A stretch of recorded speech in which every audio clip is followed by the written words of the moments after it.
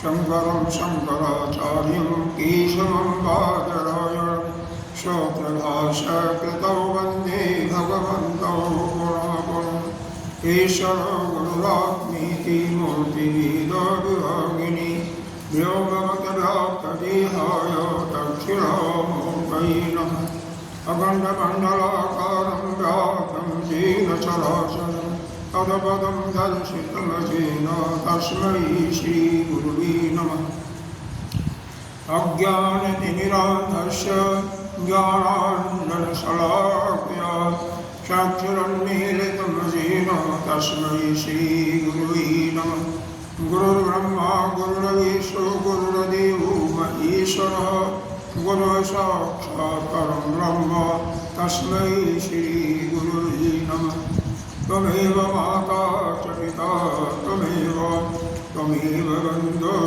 च सखा त्वमेव विद्या द्रविणं त्वमेव सर्वं मम देवदेव गजाननं भूतगणादिसेवितं तदेकजम्बूफलचारुभक्षणं उमाशतं शोकविनाशकारकं नमामि गणेशवदकं गजम्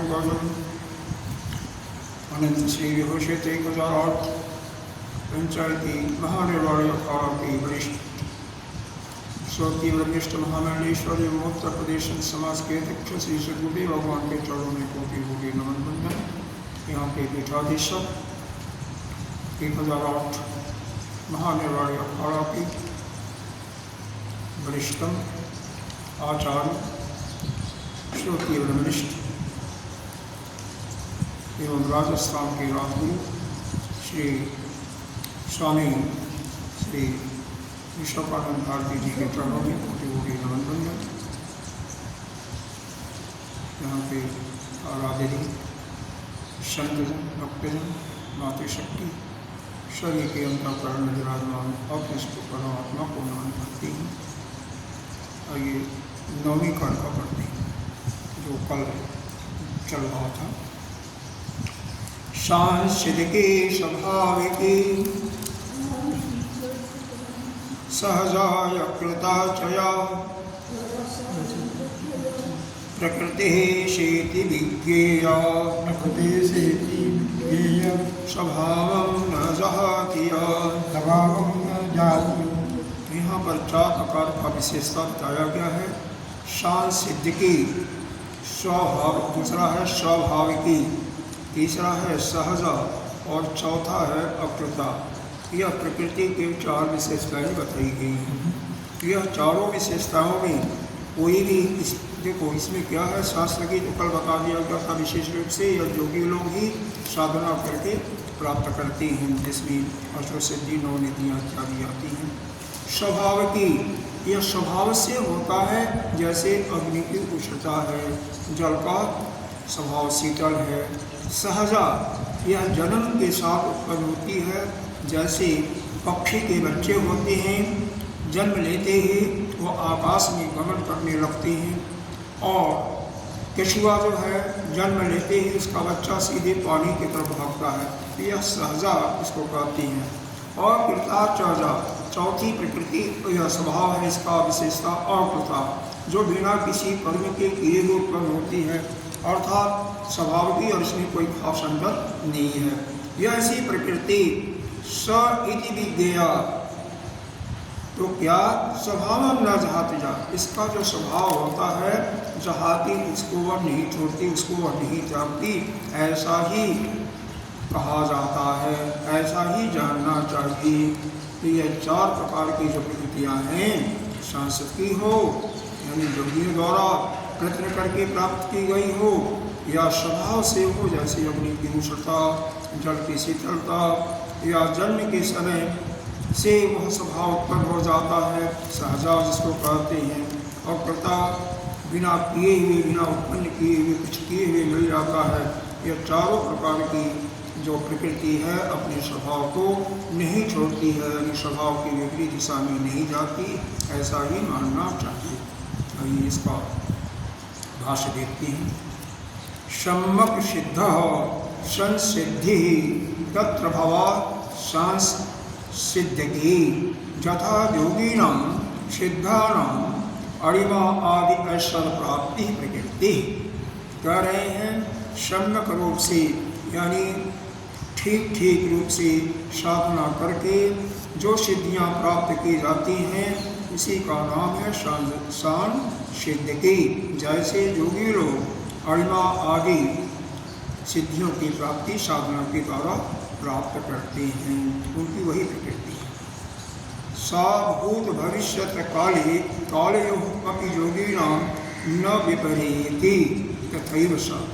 कह रहे हैं वह जो सिद्धियां प्राप्त होती हैं, चाहे भूत और भविष्य, इन काल में भी न विपरीति, उसका उल्टा नहीं होता, उसका विपरीत नहीं होता है, विपर्य नहीं होता है। तथैव सा, वह जैसे कि तैसे ही रहती है।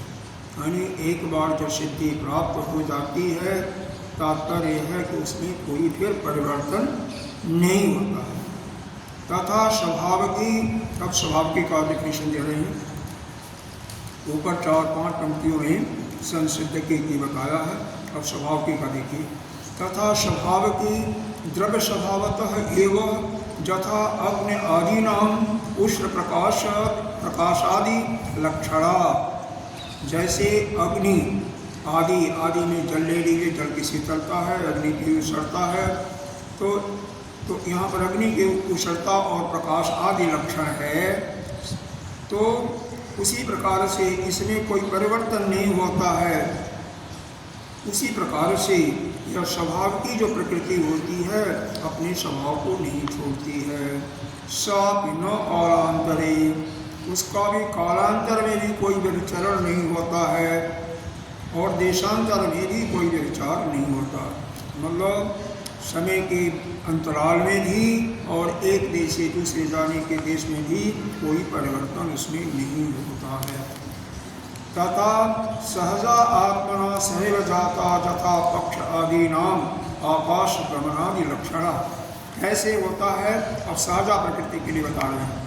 तो जैसे सहजा प्रकृति कैसे है, जैसे एक पक्षी है, दृष्टांत को पहले लेंगे। पक्षी आदि यह आकाश गमन की क्रिया इनका सब जन्म से ही होती है, वह भी प्रकृति कही जाती है। उसी प्रकार से यह सहजा 7 ही जन्म के समय उत्पन्न होती है, और वह प्रकृति कभी छूटती नहीं है, उसका विपर्य नहीं होता। तो यहाँ पर पहले पैराग्राफ में इन्होंने 3 जो स्वभाव वाले हैं, तीनों के विषय में बताया। एक सांसिद्धि के बारे में, स्वाभाविकी के बारे में, और सहजा प्रकृति के बारे में। सांसिद्धि के बारे में बताया, जैसे योगी लोग साधना करके अणिमा आदि की सिद्धियां प्राप्त करते हैं, लेकिन वह सांसिद्धि प्रकृति इस प्रकार से साधना के द्वारा जब प्राप्त होती है, फिर उसका विपर्य नहीं होता है, चाहे कालांतर हो या देशांतर में, उसमें कोई परिवर्तन नहीं होता, यानी उसका क्षय नहीं होता। समझा नहीं? हाँ, उसका क्षय नहीं होता है, उसका क्षय नहीं होता, विपर्य नहीं होता। मिस उसका जो एक बार साधना प्राप्त कर लिया गया, उसमें कोई परिवर्तन यही बताया जा रहा है। परमानेंट नहीं रहती उसके बाद। हाँ, और इसी प्रकार से स्वाभाविकी जो है प्रकृति का स्वभाव क्या है, जैसे द्रव्य स्वभाव से जैसे अग्नि है, यह अपनी उष्णता नहीं छोड़ती, जल अपना शीतलता नहीं छोड़ती, उसी प्रकार से यह स्वाभाविक जो प्रकृति होती है उसमें भी कोई परिवर्तन नहीं होता, चाहे वह कालांतर हो, समय के बाद हो, या एक देश से दूसरे देश में। साझा प्रकृति जो जन्म के साथ उत्पन्न होती है, जैसे पक्षी, कच्छप इत्यादि, उनमें कोई परिवर्तन नहीं होता। पक्षी भी जन्म लेते ही उड़ना शुरू कर देती है। कच्छप दिया नहीं गया है लेकिन लगा सकते हैं। कच्छप का बच्चा पैदा होते ही जल की तरफ भागता है, और उसी प्रकार से जो जन्मजात प्रकृति स्वभाव जिसका होता है उसमें कोई परिवर्तन नहीं होता है। अब आगे जो है अकृता के बारे में कहेंगे। अन्य या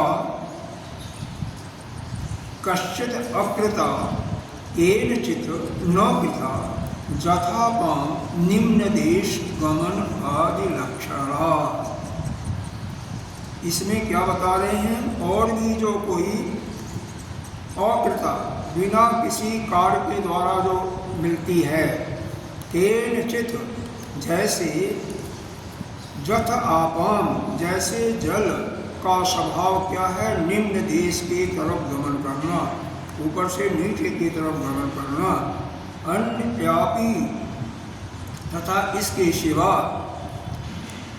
कश्चित स्वभाव न जहाते, कोई भी अपने स्वभाव को नहीं छोड़ता, न जहाते सा, अपने स्वभाव को नहीं छोड़ता, क्योंकि जल जो है उसको ऊपर को बिना किसी कृत्रिम आर्टिफिशियल साधन के नहीं ले जा सकता है।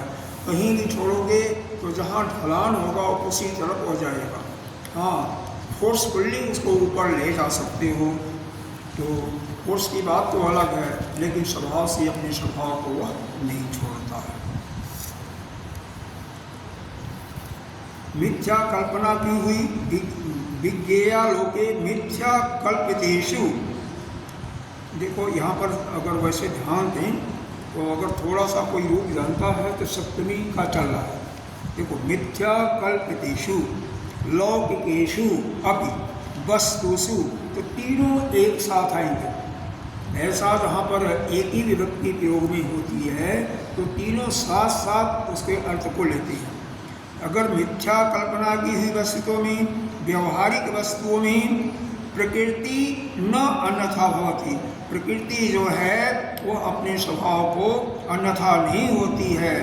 किमु उत अज स्वभावेषु परमार्थ, जब प्रकृति अपने स्वभाव को नहीं छोड़ती है तो कैसे अज जो अजन्मा है, स्वभाव से जो अजन्मा है, कोई परमार्थ वस्तु है, वह वस्तुस्य अमृत लक्षण, और जो कि अमृत लक्षण से युक्त है यानी अजन्मा है, वह कैसे अपने स्वभाव को छोड़ सकता है। कहने का तात्पर्य यही है कि जब प्रकृति अपने स्वभाव को नहीं छोड़ती तो यह अमृत तत्व जो आत्मा है, यह अपने स्वभाव को कैसे छोड़ सकता है, यानी यह भी अपने स्वभाव को नहीं छोड़ता है। अन्यथा भवत इति अभिप्राय, इसका अभिप्राय यही है। यह क्यों कहा गया है, क्योंकि यह वादी लोग, द्वैतवादी लोग एक दूसरे के मत का खंडन कर रहे थे कि सत की उत्पत्ति होती है, एक कहता था, दूसरा कहता नहीं, सत की उत्पत्ति नहीं हो सकती है, यही तो बात था।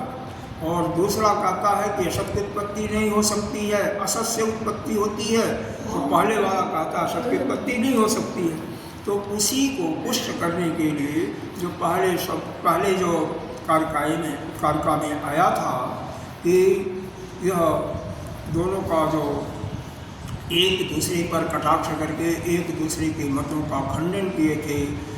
हाँ, सांख्य धर्म के मानने वाले वैशेषिक और न्यायिकों के मत का खंडन किए थे, और न्यायिक और वैशेषिक सांख्य वाले मतों का खंडन किए थे। उसके अनुसार यही था कि उत्पत्ति की बात थी तो उत्पत्ति होती ही नहीं, तो यही कर रहे हैं कि आत्मा का बाद में आया था ना कि आत्मा की उत्पत्ति हो सकती, मरण से का तो आत्मा की उत्पत्ति नहीं हो सकती, क्योंकि प्रकृति अपने स्वभाव को नहीं छोड़ती, चाहे वह सांस्कृतिक हो, चाहे स्वभाव की हो, चाहे सहजा हो, चाहे अकृता हो। तो इस प्रकार से ये आत्मा अपने स्वभाव को कैसे छोड़ सकती है? यह अमृत तत्व ही रहेगी, यानी अजन्मा है तो अजन्मा ही रहेगा। इसी को पक्का सिद्ध कर रहे हैं। इसका अभिप्राय प्रकृति न अन्यथा भवति इति अभिप्राय, इसका अभिप्राय यही है।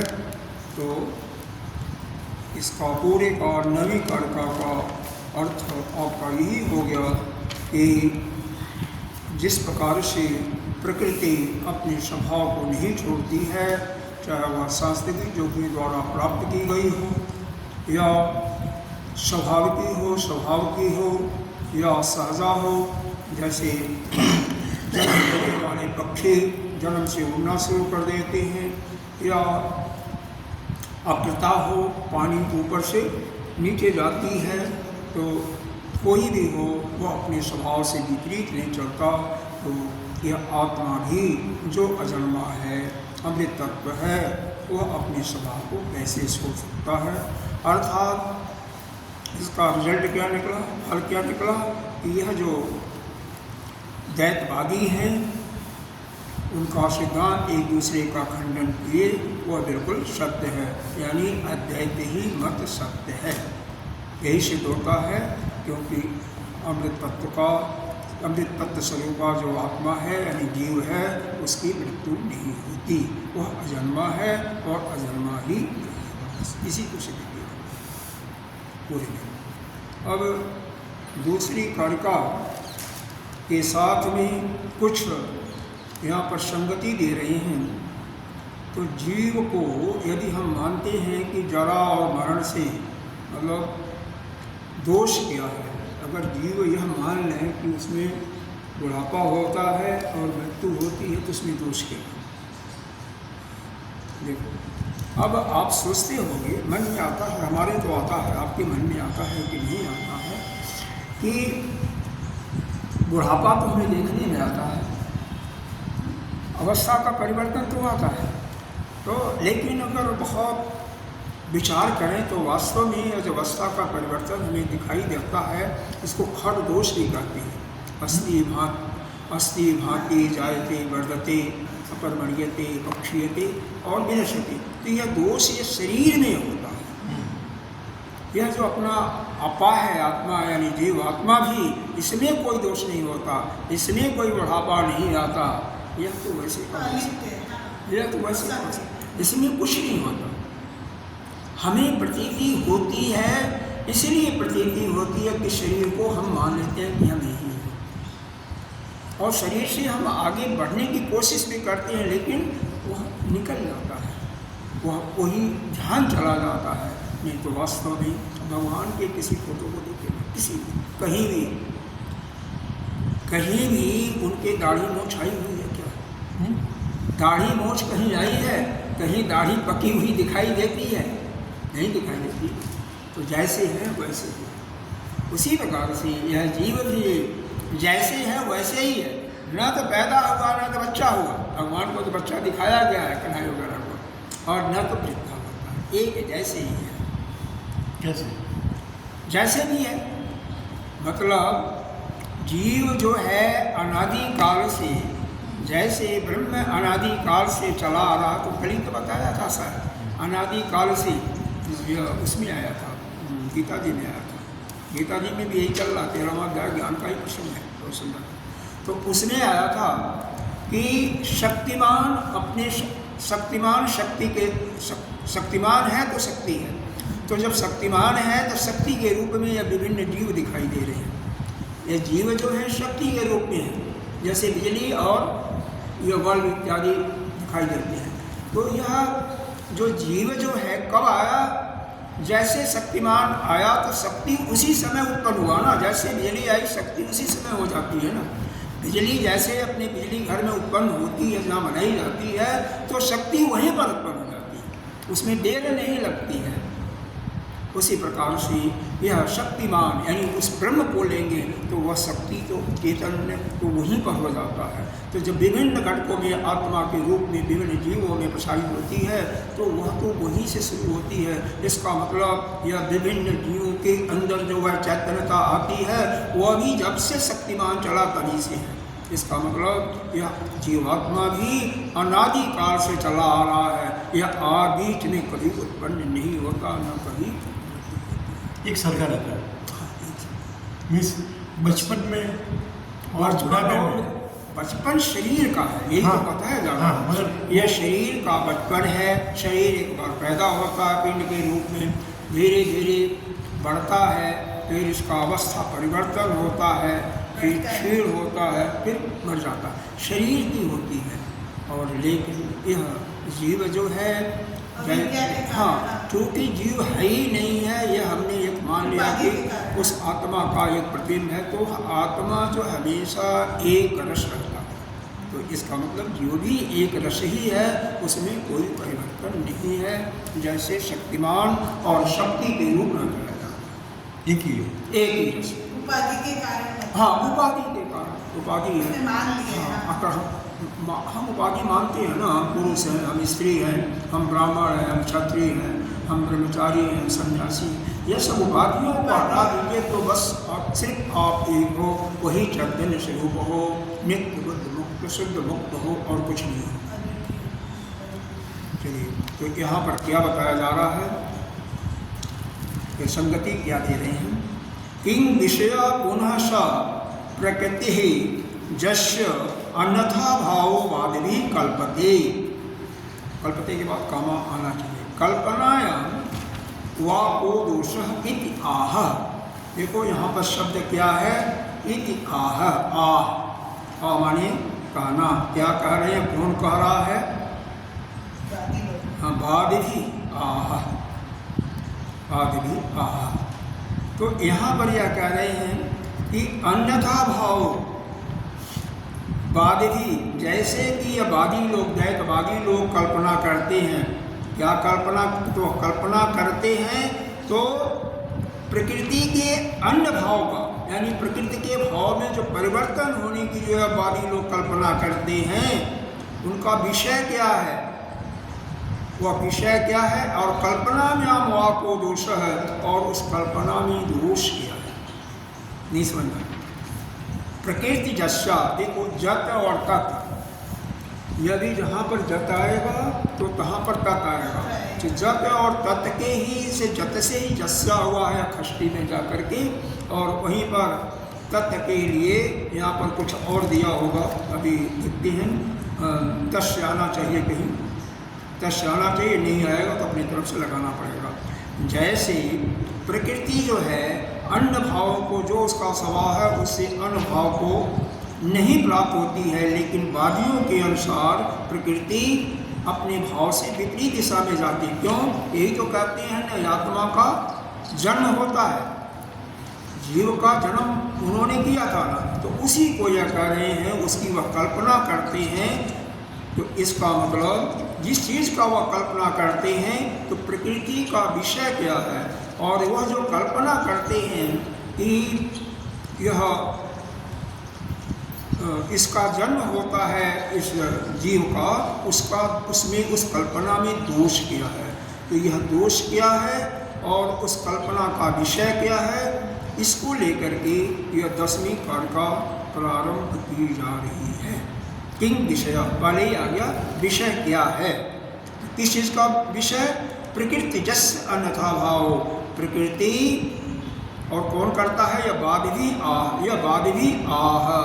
आ माने कौन कहता है, बाद भी कहते हैं। क्या कहते हैं, प्रकृति अन्यथा भाव, कि प्रकृति अन्यथा भाव प्राप्त होती है, तो उसका विषय क्या है, ऐसी जो कल्पना करते हैं, और उस कल्पना में दोष क्या है, तो उसको यह बताया जा रहा है।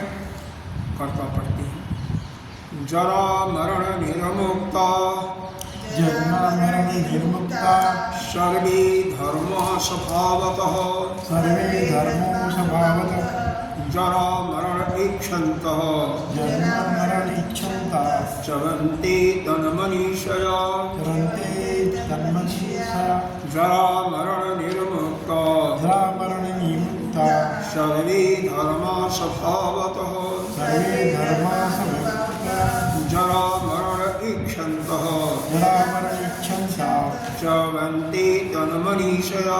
चरन्ते तन्मनीषया। देखिए यह अर्थ देखिए इसका, जरा मरण निर्मुक्ता यानी जरा से और बुढ़ापा से और मरण से रहित है। निर्मुक्त माने रहित है, यानी यह दोनों नहीं होती। किसमें नहीं होता? सर्वे धर्मा, धर्म का अर्थ क्या लगाया? पीछे कर्का में लगाया गया था। धर्म का अर्थ क्या लगाया था? जीव लगाया था ना।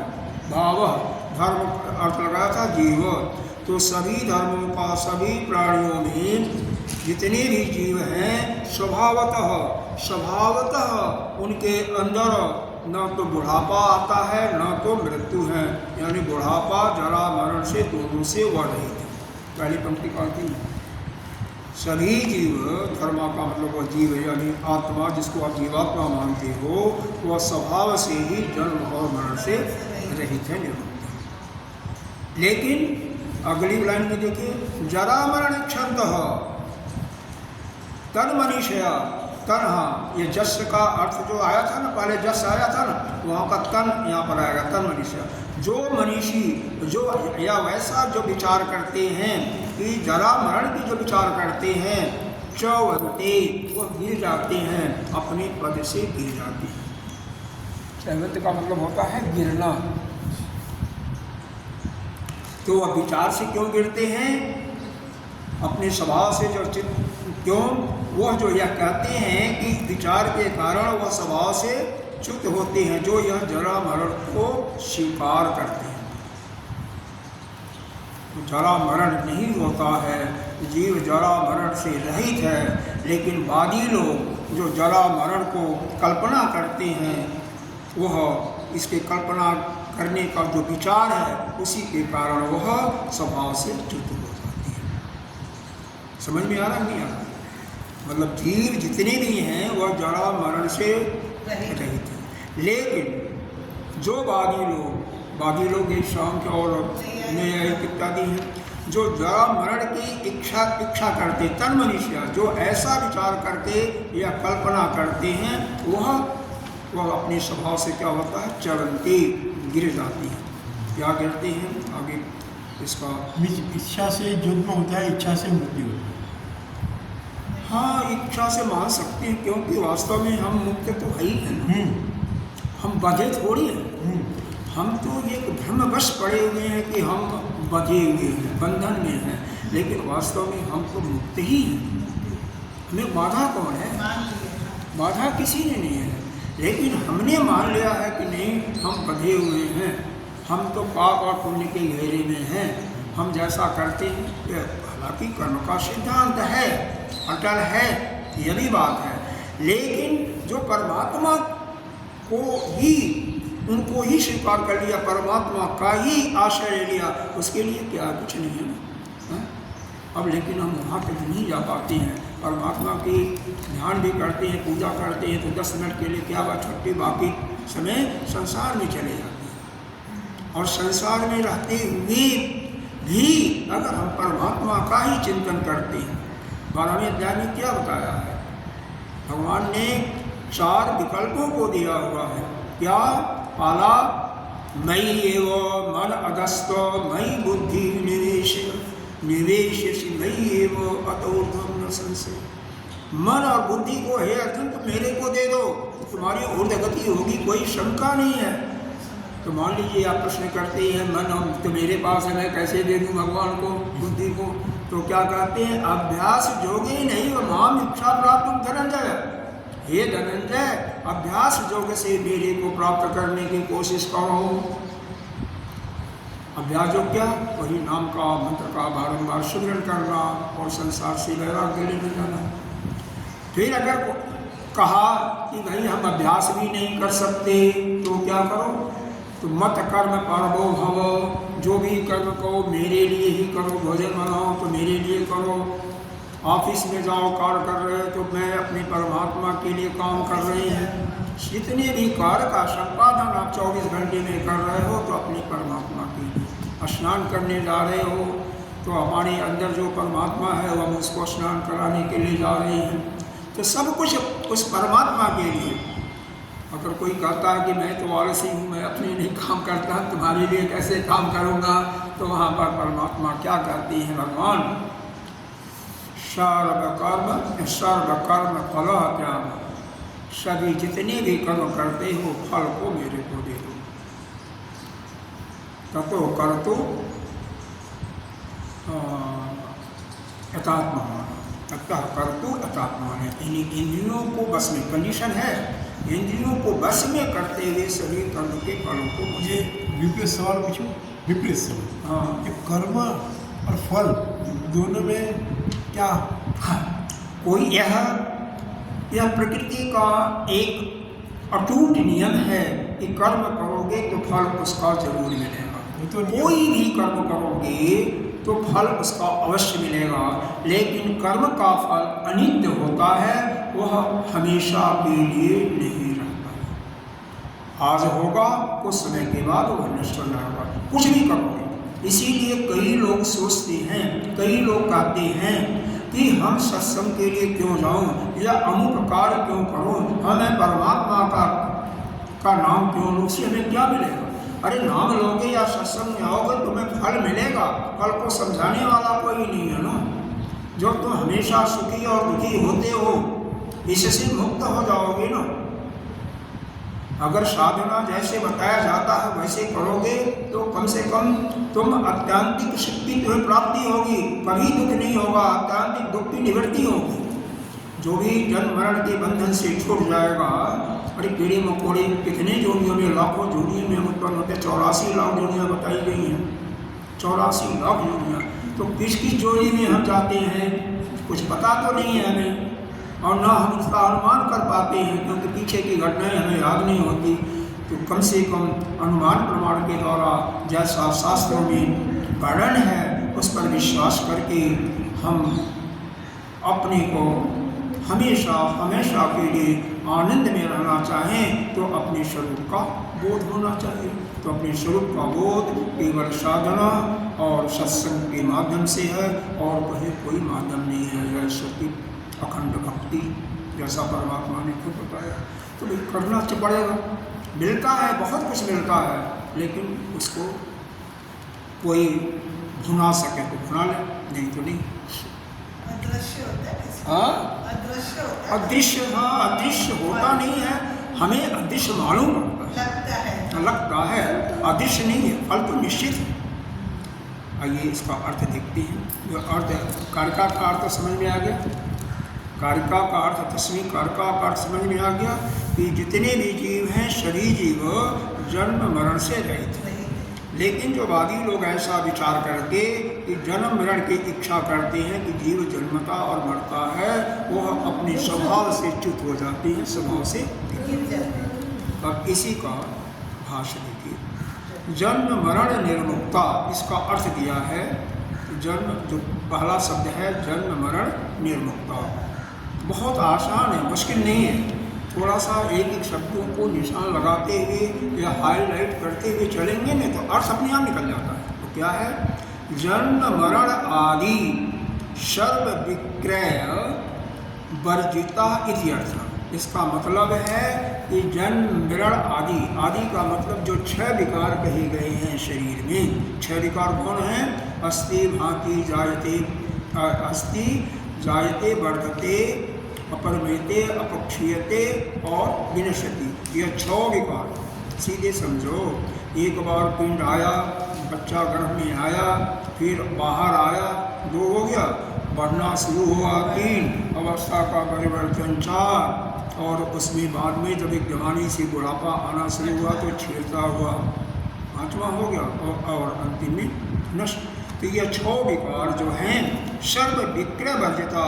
तो यह जीवात्मा जो है, या जन्म मरण निर्मुक्ता का मतलब है उसमें यह जन्म मरण संबंधी जो 6 विकार होते हैं उससे वह रहित है। यह विक्रय वर्जिता, यह जो विकार है इससे वह रहित है।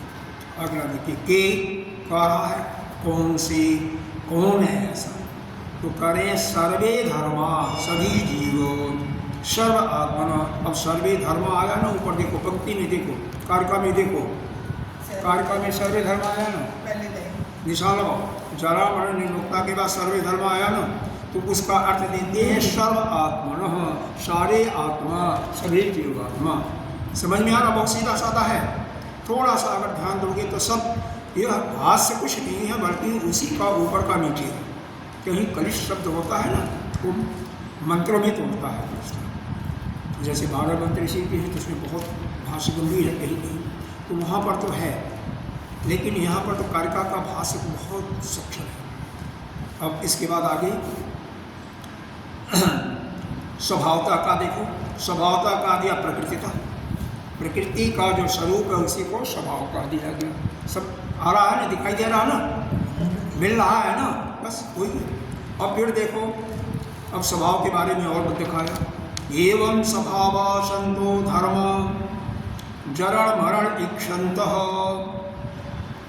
ऐसा जो स्वभाव होता है तो जरण मरण इक्षन्तः, जो नीचे पंक्ति में आया है, नीचे की पंक्ति में आया है जिसको उत्तरार्ध पंक्ति कहते हैं जनन जरा मरण इक्षन्तः, तो उसका अर्थ दिया इक्षन्तः विक्षन्तो, मतलब जो वह इच्छु जो जरा मरण का इच्छा करते हैं उस इच्छा करने वाले, अर्थात कैसे हैं, जैसे रज्जु है, एक रस्सी है, उसमें सांप नहीं है लेकिन हम सांप की कल्पना कर लेते हैं, वैसे ही यह आत्मा जन्म मरण से रहित है लेकिन हम उसमें जन्म और मरण की कल्पना कर लेते हैं। स्वभावतः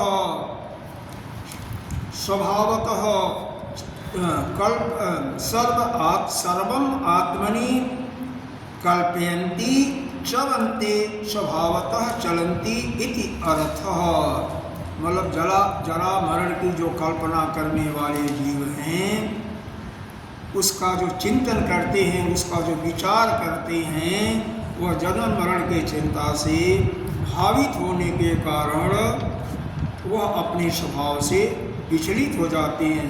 यहाँ पर चलंती आया, चलंती का मतलब विचलन हो जाता है, अपने स्वभाव से विचलित हो जाते हैं, इसका यही अर्थ है।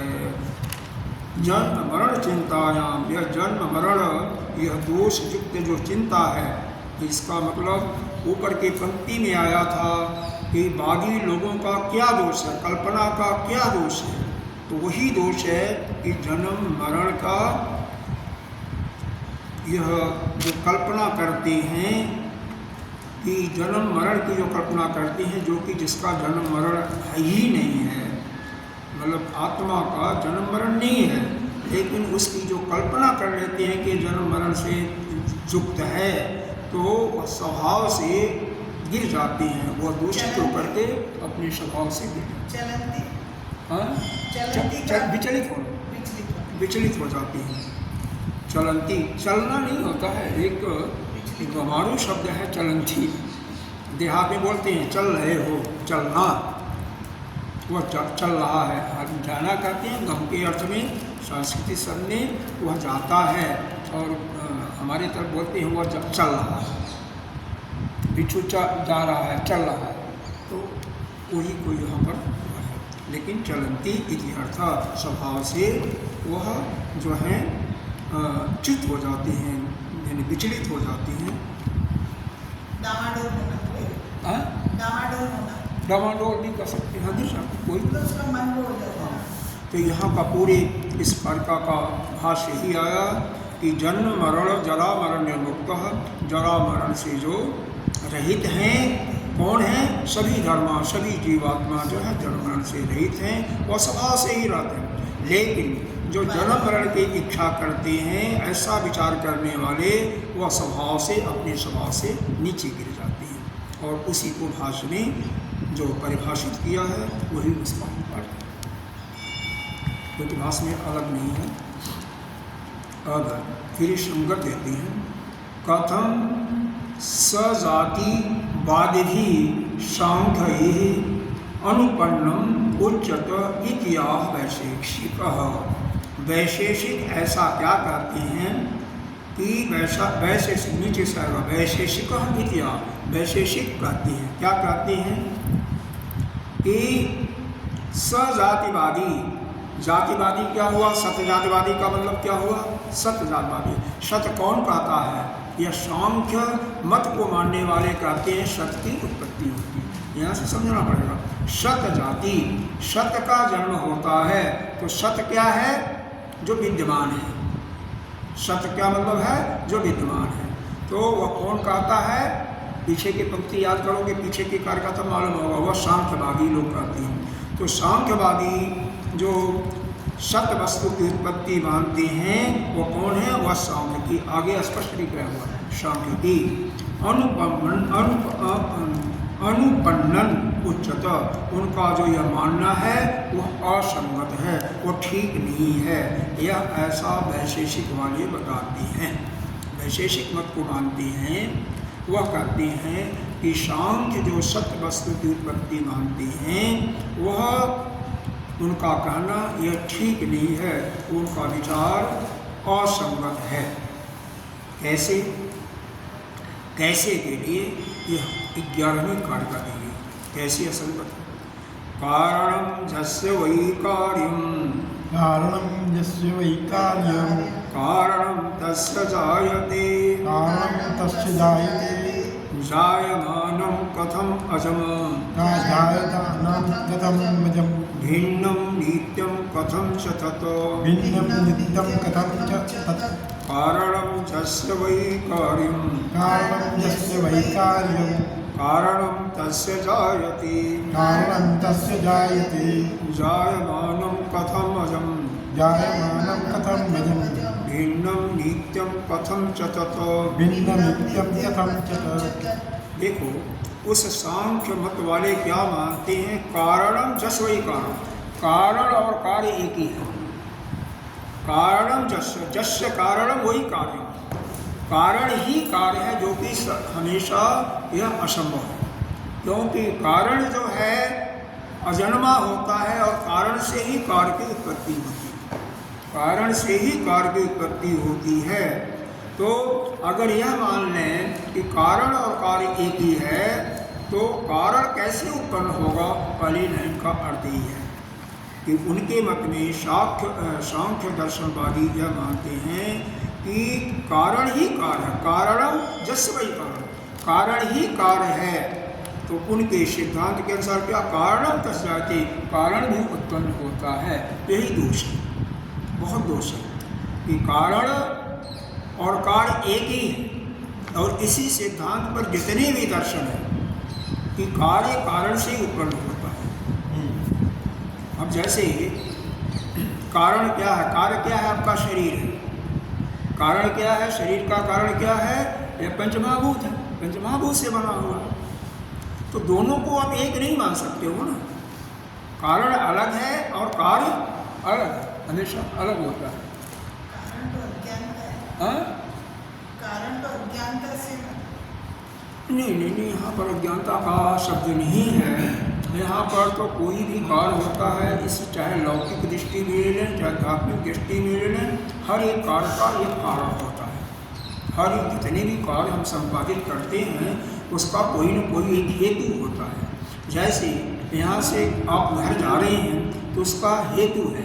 हेतु क्या है, घर जाएंगे तो कम से कम थोड़ा आराम करेंगे, हमारा मन और ठीक होगा, या हमें और कुछ भोजन पानी इत्यादि मिलेगा, या हम अपनी दुकान पर जाएंगे या अपनी फैक्ट्री में जाएंगे तो वहाँ पर हम उसका देखभाल करके करेंगे। क्यों देखभाल करेंगे, तो उससे कुछ हमें प्राप्ति होगी। नहीं जाएंगे देखेंगे तो उससे हानि होगी। तो हर एक का हेतु होता है। तो कार्य का हेतु कारण होता है और कारण से ही कार्य की उत्पत्ति होती है। तो यहाँ पर यह सांख्यवादी को क्यों कहा कि कारण और कार्य की मानते हैं, क्योंकि उनका जो सिद्धांत है कि जो वस्तु विद्यमान है उसकी उत्पत्ति होती है और जो विद्यमान होता है वह कारण होता है और कारण से कार्य की उत्पत्ति होती है, ऐसा होना चाहिए। लेकिन उसको पहले से विद्यमान मान लिया, इसलिए उनके सिद्धांत में खोट दिखाया गया। अगर पहले से ही विद्यमान है तो उसकी उत्पत्ति कैसे होगी? उनका यही मानना है ना। पीछे कारिकाओं को देखो, चौथी या पांचवी कारिका है कि सत वस्तु की उत्पत्ति होती है। सत का मतलब विद्यमान वस्तु, यह सांख्यवादियों का मत है।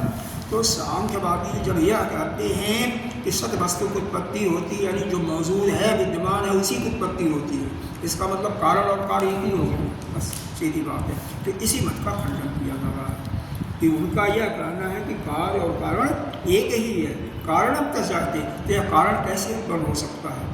कारण तस् जाते, यह जो कारण भी जन्म लेने वाला है, यही गलत है। जायमानम कथम अजम, जबकि यह कारण जन्म लेने वाला है अजन्मा। एक अजन्मा जो है, अजम मानी अजन्मा, तो यह अजन्मा जो है वह जन्म लेने वाला कैसे है? हाँ, और वह कैसे भिन्न हो सकता है, नित्य हो सकता है? वह कैसे हो सकता है? जब वह जन्म लेने वाला हो गया तो उससे अलग भिन्न भी नहीं हो सकता और नित्य भी नहीं हो सकता। इसी चीज़ को बताया जा रहा है कि अगर कारण और कार्य जो सांख्यवादी के मत में एक है, तो कारण कैसे जन्म ले सकता है? और जो जन्म लेने वाला है अजन्मा, जन्म नहीं ले सकता है। अगर ऐसा है तो वह भिन्न, मतलब जिसमें विकृति आ जाती है, विकृति होने के बाद भी वो नित्य कैसे कहा जा सकता है? तो वह जो कारण है वह नित्य नहीं है। उसी चीज़ को सिद्ध कर रहे हैं। यहाँ पर वेदांतवादी उनके तर्क का भी समर्थन करते हैं।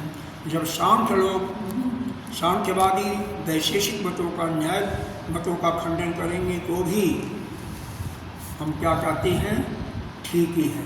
जैसे हमारे प्रधानमंत्री जी नहीं, मतलब भारत के लिए, भारत अगर रशिया और यूएसए में मान लीजिए संग्राम छिड़े, युद्ध छिड़े, तो यूएसए को क्या कहेंगे, अच्छा कर रहा, ठीक है। रशिया को भी कहेंगे ठीक है, अपने हम बीच में नहीं आएंगे। अब कोई भी बीच में आएगा तो वह तो उसका पक्ष का अवलंबन करेगा, उनके पक्ष का होगा, दूसरे का दुश्मन हो जाएगा। कोई भी देश, भारत मत कहिए, कोई भी देश दो के बीच में युद्ध हो रहा है और उसमें तो न तो इनका समर्थन करे न इनका समर्थन, क्योंकि जिसका समर्थन करेगा वो दूसरे का दुश्मन हो जाएगा।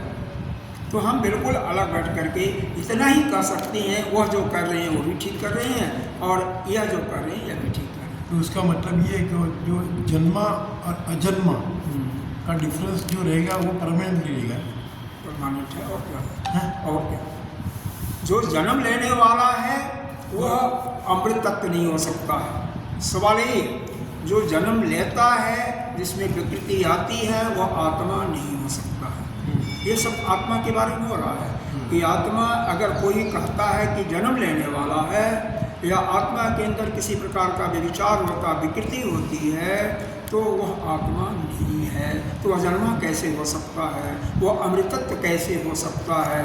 चूँकि उसको आपने अमृतत्व कहा, अमृतत्व है ऐसा स्वीकार करते हो, तो उसमें किसी प्रकार की विकृति नहीं होगी और न वह जन्म लेने वाला है। इसमें कोई प्रकृति नहीं होती, कुछ नहीं होगा। हमारी में कहाँ विकृति होती है? कुछ नहीं होती। उसका मतलब ये तो यो नहीं होती। हाँ, वो नहीं मन एक ही है ना। ईशावासिदम सर्वम जत किंचित जगत्ताम जगत।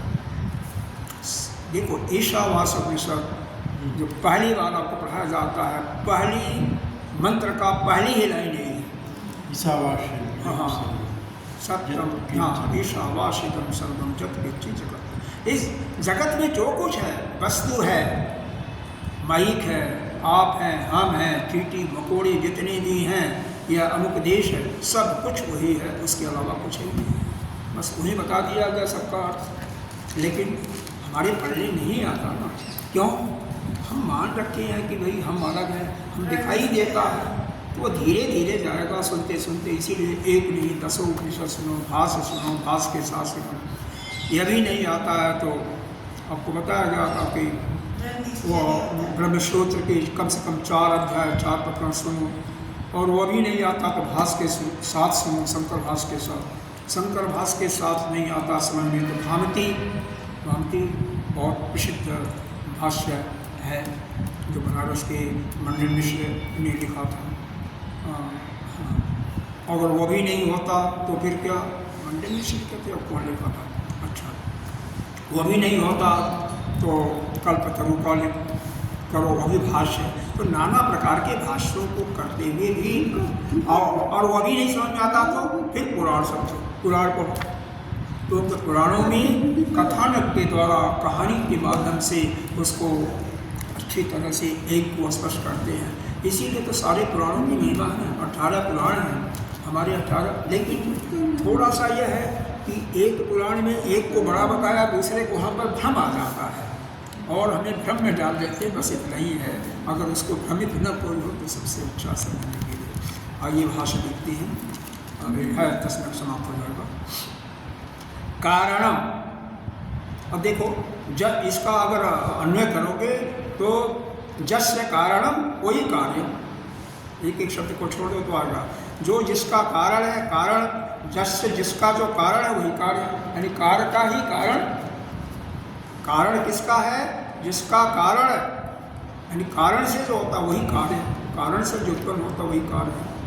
तो कैसे यहाँ पर एक दृष्टांत दिया, मृद उपादान लक्षणम, जैसे मिट्टी से, मृद माने मिट्टी से, मिट्टी जो है घड़ा इत्यादि का क्या है, उपादान कारण के रूप में ही कार्य है।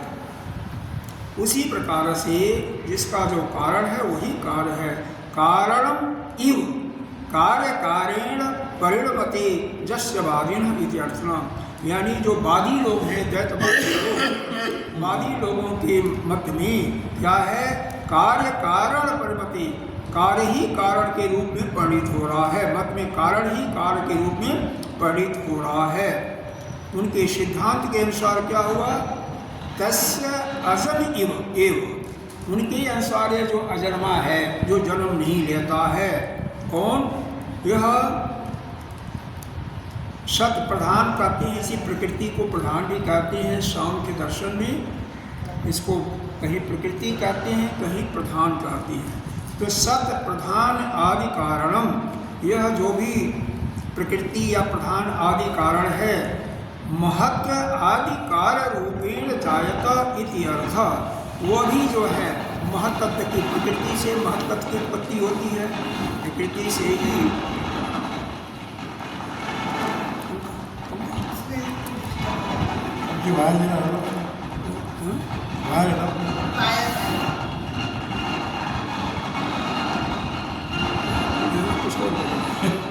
उसका एक होता है ना, वो खराब है, क्या नाम है, हाँ? एक छोटा सा होता है, उसका नाम नहीं ध्यान आ रहा है, वो खराब होता है और कुछ नहीं है, आवाज़ होती है उसमें, स्टार्ट करते हैं, क्या नाम है उसका, या कोई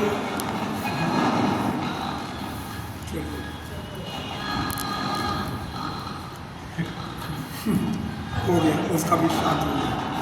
तो यहाँ पर यह बताया उनके अनुसार, सिद्धांत के अनुसार, यह प्रकृति या प्रधान से ही यह महत्त्व की उत्पत्ति होती है। ये पढ़ चुके हैं पहले कि यह आकाश, वायु,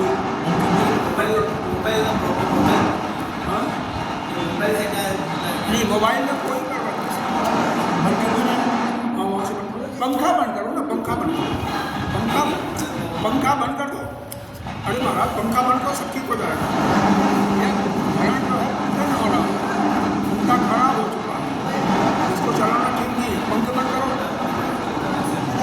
हाँ इसको बंद करो, हाँ बस, हाँ ठीक हो गया, बस खत्म, बस हो गया, ठीक हो गया।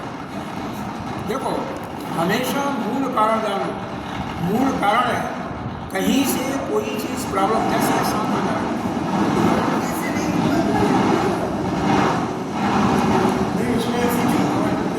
यहाँ नहीं, कोई बाहर तो नहीं है, नहीं हो गया महाराज, वही था मूल कारण, वही था वो। जब तक उसमें मोमेंट होगा तब तक वो ग्रहण होगा। हाँ अभी बिल्कुल शांत हो जाएगा, बिल्कुल शांत हो जाएगा, क्योंकि वहाँ पर प्रॉब्लम है। तो जो मूल कारण देखो, जैसे मान लीजिए पैर में किसी के घुटने में खराबी आ गया या घुटना ठीक से नहीं चल पाता, तो उसका कारण क्या है? कारण यह हो सकता है या तो चोट लग गई है, या तो घुटने में गैप हो गया है, या घुटने के अंदर यहाँ पर या पंखे में खराबी है। इस पंखे के कारण से आवाज़ आ रही थी बहुत तेज। हाँ, पंखा बंद किया था, अपने आप सब ठीक हो गया। पंखा के कारण था, वहाँ से नहीं था कुछ। अरे बताया जा रहा, पंखा बंद करने के बाद सब ठीक हो गया बेटे। पंखा बंद करते ही सब ठीक हो गया, वो पंखा खराब है। पंखे से नहीं हो रहा, पंखा से ना हो, पंखा से नहीं हो रहा। अच्छा, लेकिन पंखा बंद होने के बाद ठीक तो हुआ। ठीक है, अब ठीक है, चलेगा चलेगा। सत्य ठीक है। पंखा के बाद ठीक क्यों हुआ, यह तो सोचिए। पंखे का कनेक्शन नहीं है उनके साथ। हाँ? पंखे का पंखे से कुछ लेना देना नहीं। अच्छा, तो अलग थे। नहीं, पंखे के कारण आवाज़ आती है, हमने देखा, अपने कमरे में भी देखा, अच्छा, इसलिए मैं बता रहा हूँ। वो फ्रीक्वेंसी कैचअप हो गया वजह से होगा। ऐसे भी हो सकता है। ये फ्रीक्वेंसी कैसे? हाँ, फ्रीक्वेंसी कैचअप। चलो ठीक है। तो हर एक के किसी भी कार्य के कई कारण होते हैं, उसी प्रकार से किसी भी कारण से उसमें खराबी हो सकती है। जैसे एक दृष्टांत दिया, आपको घुटने में प्रॉब्लम कई कारणों से होती है, उसी प्रकार से वो पहले ही ठीक हो गया था, तुम्हारे ठीक करने से नहीं हुआ है, वो बंद करने से ठीक हो गया था। अब वो चला करके देखो, फिर न हो तब तो फिर ठीक है, बाद में शुरू करके देखेंगे। स्वामी जी महाराज, कोई कार्य नहीं कार्य होता है, उसको क्या करूँ? हर एक कार्य, जितने भी कार्य होते हैं, हर एक कार्य का एक कारण होता है, एक हेतु होता है, यही बताया जा रहा है। जैसे यहाँ पर यह जो शत वस्तु है, जो अजन्मा है, वह प्रधान का मतलब यहाँ पर प्रकृति को ही प्रधान कहा गया। तो प्रकृति ही या प्रधान ही महत्त्व का कारण है, महत्त्व कार्य है, और इसके कारण स्वरूप प्रकृति ही है। जायतः इति अर्थ, इसका तात्पर्य यही है कि प्रकृति से या महत्त्व या प्रधान से यह अजन्मा होता हुआ भी महत्त्व कार्य के रूप में वर्णित हो रहा है। महत् आदि कार्येण, तो महत् आदि रूप से जो उत्पन्न होने वाला अजायमान है, अजन्मा है। प्रधानम कथम अजम उच्यते, तो यह कह रहे हैं, यह जो प्रधान है, महत् आदि रूप से उत्पन्न होने वाला है, क्योंकि उसमें विकार आया, तभी जाकर के यह महत्त्व की उत्पत्ति हुई। तो महत्त्व की जब उत्पत्ति हो गई तो अजन्मा कैसे हुआ? तैः प्रतिषिद्धम च इदं जायते अजम च इति, इसका ऐसा जो वह कहते हैं, वह परस्पर विरोध दिखाई दे रहा है। यह जो कहते हैं, यह तो कई बार कहा जा चुका है, प्रकृति से ही, प्रकृति अव्यक्त रूप में है, व्यक्त रूप में हिरण्यगर्भ हुआ, हिरण्यगर्भ से ही या महत्त्व कहिए, उसी से अहंकार, और उसी से फिर आकाश, आकाश से वायु, वायु से अग्नि, अग्नि से जल, जल से पृथ्वी पैदा हुई। तो जो ऐसा कहा गया है, ऐसा जो वह कहते हैं कि प्रकृति ही से यह उत्पन्न होता है, तो यह प्रकृति अजन्मा कैसे हुई? प्रकृति अजन्मा कैसे हुई? क्योंकि वह विकार में तो परिणित हो गई ना। तो इसका मतलब कार्य कारण, यानी जिसका कारण से ही जब वह कार्य उत्पन्न होता है, कारण अजन्मा होना चाहिए, लेकिन वह तो स्वयं उसके रूप में परिवर्तित हो गई है, यही बताते हैं। उसे अजन्मा कैसे बताते हैं? अजन्मा और अजन्मा भी है और वो उत्पन्न भी होता है, दोनों कथन एक दूसरे से मिलते हैं। अगर कोई अजन्मा है तो उत्पन्न नहीं होगा, कोई अगर यह कहते हो अजन्मा है तो वह उत्पन्न नहीं होगा। लेकिन एक बार जब अजन्मा भी कहते हो और दूसरे जगह उसको उत्पन्न होना भी कहते हो, जन्म लेना भी कहते हो, तो आपस में विरोध है। तो इसी विरोध को बता रहे हैं कि वह नहीं हो सकता। इसका मतलब यह शांतवादियों का यह जो कहना है वह ठीक नहीं है। तो ये अजन्मा और जन्मा वाला, हाँ, एक ही व्यक्ति एक ही चीज आत्मा के रूप में लिया गया, उसी के रूप में दुनिया भर का समझा रहे हैं कि आप कहते हो कि अजन्मा है, तो वह जन्म लेने वाला कैसे हुआ? जन्म लेने वाला कैसे कर रहे हैं? यहाँ पर लक्षण ठीक से नहीं दिया हुआ। शत वस्तु की उत्पत्ति जो कार्य कर चुके हैं उसके लिए कहा जा रहा है। शत की उत्पत्ति होती है, जो विद्यमान है उसकी उत्पत्ति होती है, दूसरे ही अशत की उत्पत्ति कहते हैं ना, तो उसी को कहते हैं अजन्मा। यहाँ पर प्रकृति का और महत्त्व की उत्पत्ति का दृष्टांत दिया है, और ऊपर दृष्टांत दिया है मृत्तिका से, जैसे मिट्टी से घड़े आदि बनते हैं। जैसे मिट्टी से घड़े आदि बनते हैं, तो उसका वह मिट्टी का समान, मिट्टी जो है क्या है? देखो यहाँ पर दो कारण होते हैं, पहले बताया गया नहीं आपको। जो बनाने वाला निमित्त कारण है, तो कुम्हार जो है बनाने वाला वह निमित्त कारण है। उपादान कारण मिट्टी है, सहायक कारण में वो धागे इत्यादि आते हैं, वह चरखी जिस पर वो जुड़ाते हैं, वह सहायक क्रिया है। इसी प्रकार से जीव जो बनता है, इसका कारण वह ब्रह्म ही, परमात्मा ही, ईश्वर ही, या क्या है? निमित्त उपादान कारण है। वह कहीं से कोई सामान नहीं लाता है, बल्कि अपने में से ही बनाता है।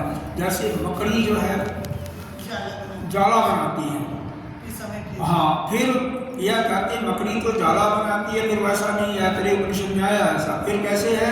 जैसे शरीर में से मरा हुआ ये बाल उत्पन्न होता है, रोमें उत्पन्न होती हैं, नख उत्पन्न होते हैं, तो वैसे ही ये उत्पन्न होता है। इसलिए यह क्या है? यह अपने आप ही यह सब चीज़ें उत्पन्न होती रहती हैं। यह जो है ना, बाल जितने उत्पन्न होते हैं ना, यह कहते हैं मरा हुआ चीज़ है। नाखून को काटो तो दर्द नहीं होगा, ये मरा हुआ चीज़ है। ऐसे ही रोह की बात होती है, रोह को बीच में से काटो तो कोई दर्द नहीं होगा, वो तो चमड़ी आएगी ना, इसलिए दर्द होगा ना। हाँ, इसको समझो तो सही। हाँ, तो यह मरा हुआ चीज़ है। तो जैसे यह उत्पन्न होते हैं, चले जाते हैं, वैसे ही इसकी उत्पत्ति होती है। फिर भी इसको ब्रह्म को और ईश्वर को निमित्त उपादान कारण, दोनों कारण वही है जीव की उत्पत्ति में। हालांकि वेदांत जीव की उत्पत्ति मानता ही नहीं है, या तो हम नहीं मानते, लेकिन फिर भी अगर मानते भी हो तो ये निमित्त उपादान कारण है। और अंतिम लाइन का कल देखेंगे, अंतिम पहला 2-3 लाइन का है, कल देखेंगे हम। समय हो गया।